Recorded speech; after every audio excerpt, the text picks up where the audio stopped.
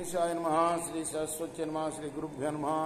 భక్తులారా, వాల్మీకి మహర్షి రచించిన శ్రీమద్ రామాయణం యథాతథంగా చెప్పుకున్నాం. ప్రతి శ్లోకం దాని అర్థం.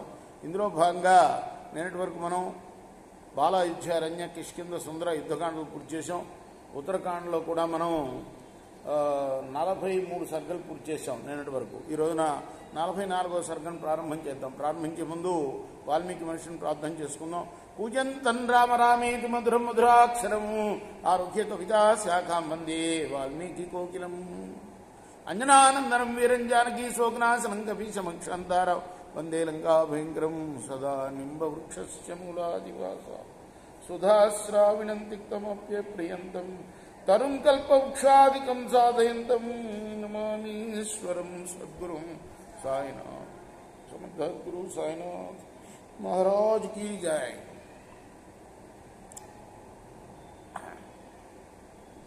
विसृज्यतु सुहृद्वर्गं बुद्ध्या निश्चिष्य राघव సమీపే ద్వాస్తమాసీనం ఇదం వచనమబ్రవీత్. సుహృతులు అంటే తన మంచి కోరేవాళ్ళు. ఎవరు? మిత్రుల్ని సుహృతులు అంటారు. మిత్రులందరూ చెప్పారు కదా, ఇలా అనుకుంటాం నిజమేను అని భద్రుడు చెప్పిన దాన్ని వాళ్ళు ఏకీభవించారు. మేము కూడా విన్నాము అని.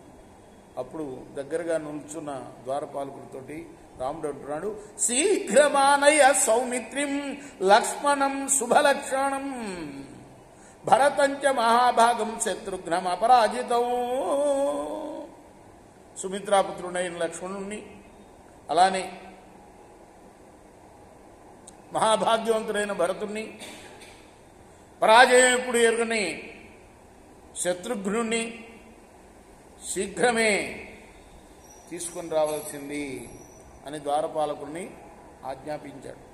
రమస్య వచనం శ్రుత్వా ధ్వాస్తో మూర్ధ్రీకృతాంజలి లక్ష్మణస్య గృహం గత్వా ప్రవివేశ నివారితః. ద్వారపాలకుడు అంజలి ఘటించి లక్ష్మణునింటికి వెళ్ళాడు. లోనికి ప్రవేశించాడు. ఉవాచ సుమాత్మానం వర్ధయిత్వా కృతాంజలి ద్రష్టుమిచ్చింది రాజా త్వం గమ్యతాం తత్ర మాచరం. అయ్యా, మీరు రాముడి దగ్గరికి రాములు వారి దగ్గరికి రావాలి. ఆయన మిమ్మల్ని పిలిపించారు, శీఘ్రమే రమ్మని. బాఢమిచ్చేవ సౌమిత్రి శ్రుత్వా రాఘవ శాసనం ప్రాద్రవద్రథ మారుహ్య రాఘవస్య నివేశనం. తప్పక అలానే వెళ్తానని పలికి శీఘ్రంగా రాముడి ఇంటికి వెళ్ళాడు లక్ష్మణుడు. ప్రయాంతం లక్ష్మణం దృష్ట్వా ద్వాస్తో భరతమంతికా ఉవాచ భరతం తత్ర వర్ధయత్వా కృతాంజలి వినయావనతో భూత్వా రాజాత్వం ద్రష్టుమిచ్చతి. అలా లక్ష్మణుడు వెళ్ళటం చూసి వెంటనే భరతుడి దగ్గరికి వెళ్ళాడు. ఆ ద్వారపాలకుడు వినయంతో నమ్రుడై, రాజు మిమ్మల్ని చూడగొడుతున్నారు అని చెప్పాడు. భరతస్తోచ స్మృత్వా ద్వాస్తాద్రామ సమీరితం ఉత్పపాతాసనాత్పూర్ణం పద్భ్యామేవ ఏవుబలి. రాముడి ఆజ్ఞను విన్న వెంటనే ఆసనం నుంచి లేచి కాలినడకనే బయలుదేరాడు రాముడి దగ్గర. దృష్ట్వా ప్రయాంతం భరతం త్వరమాణా కృతాంజలి శత్రుగృహభవనం గత్వా తతో వాక్యం ఉపావించి అలా వెళ్తున్న భరతుణ్ణి చూచిన తర్వాత ద్వారపాలకుడు శత్రుఘ్నుడి దగ్గరికి వెళ్ళి నమస్కరించి, ఏ యాగచ్చ రఘుశ్రేష్ఠ రాజాత్వం ద్రష్టుమిచ్చతి గతో హి లక్ష్మణ పూర్వం భరతస్య మహాయశ. ఓ రఘుశ్రేష్ఠ, రాజు నిన్ను చూడాలని అనుకుంటున్నాడయ్యా. లక్ష్మణుడు భరతుడు ముందుగానే వెళ్లారు. శ్రుత్వాత వచనం తస్య శత్రుఘ్నో పరమాసన శరసావంత్య ధరణిం ప్రయో యత్ర రాఘవ. వెంటనే ఆసనం నుండి లేచాడు. రాముడు ఉన్న వైపుకు చూసి నమస్కారం చేసి రాముడి దగ్గరికి వెళ్ళాడు. ద్వాస్తగచ్చ రామాయ సత్వానేవ కృతాంజలి నివేదయామాస తదా భ్రాతృన్ స్వాన్ సముపస్థితాన్. అప్పుడు ద్వారపాలకుడు వచ్చి చంద్రుడు చూసి నమస్కరించి వాళ్ళు వచ్చినట్టుగా రాముడికి తెలియపరిచాడు. కుమారానాగతాన్ శ్రుత్వా చింతా వ్యాకులితేంద్రియ అవాంగ్ముఖో దీనమన ద్వాస్తావచనము బ్రవీత్. సోదరులు వచ్చినట్లు విన్న రాముడు చింత చేత వ్యాకులితమైన ఇంద్రియాలు గలవాడై తల కిందకు వంచి దీనమైన మనస్సుతో ద్వారపాలకుడితో అన్నాడు, ప్రవేశయ కుమారాంస్త్వం మత్ సమీపం త్వరాన్విత ఏతేషు జీవితం మహ్యం ఏతే ప్రాణ ప్రియా మమ. రాజలాంఛనాలు ఎట్లా ఉంటాయో చూడండి. సొంత తమ్ముడు కూడా దగ్గరికి చెప్పంది రాకూడదనమాట. ద్వారపాలకుడిని ఆజ్ఞాపించాడు, వెంటనే తీసుకుని రా అని. ద్వారపాలకుడు అనుమతి లేనిది రాజు దగ్గరికి ఆయన తమ్ముళ్ళు కూడా వెళ్ళకూడదన్నమాట కదా. ఏమన్నాడు? వెంటనే సోదరులు నా దగ్గరికి తీసుకురా, నా జీవితం వాళ్ళ మీదనే ఆధారపడి ఉంది, వాళ్లే నా ప్రియమైన ప్రాణాలు. ఆజ్ఞాప్తాస్తు నరేంద్రేణ కుమారా శక్రతేజస ప్రహ్వా ప్రాంజలయో భూత్వా వివిసుస్తే సమాహిత. ఆ తర్వాత శక్రుని వంటి, అంటే శక్రుడు అంటే ఇంద్రుడు, ఇంద్రుడు వంటి తేజస్సుకుల ఆ రాజకుమారులు తమ్ముళ్ళు ముగ్గురు కూడా అంజల్లో ఘటించి సావధాన చిత్తులై లోపలికి ప్రవేశించారు రాముడి భవనంలోకి.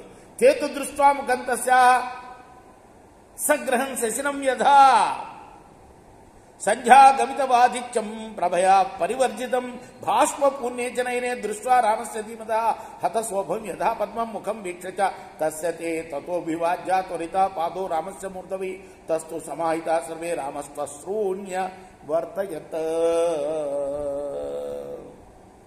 ఎట్టా ఉంది ఆ సమయంలో రాముడి ముఖం అంటే రాహు ఆక్రమించిన చంద్రబింబంలాగా ఉందట. అలానే సంధ్యా సమయంలో సూర్యబింబంలాగా కళావిహీనమై ఉన్నది, శోభాహీనమైన పద్మంలాగా ఉంది. నేత్రాలు కన్నీళ్లతో నిండి ఉన్నాయి రాముడికి ఆ సమయంలో.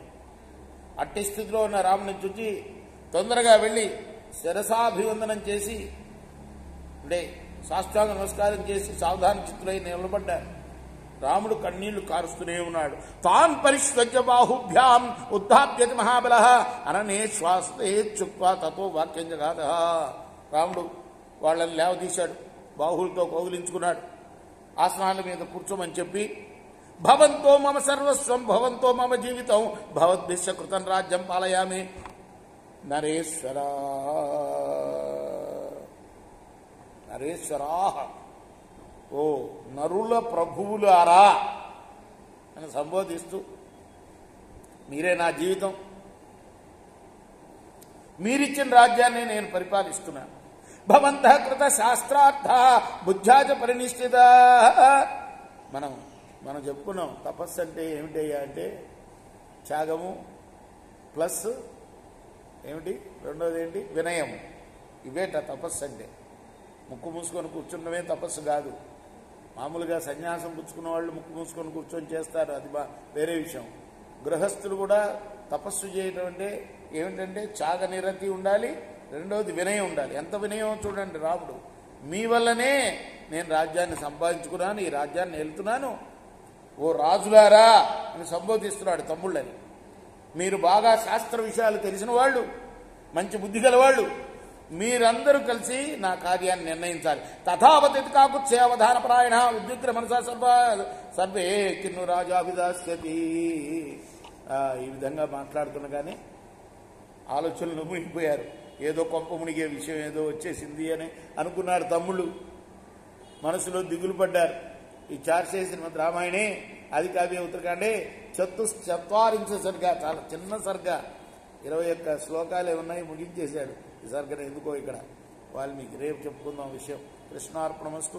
సాయి కృష్ణార్పణమస్తు.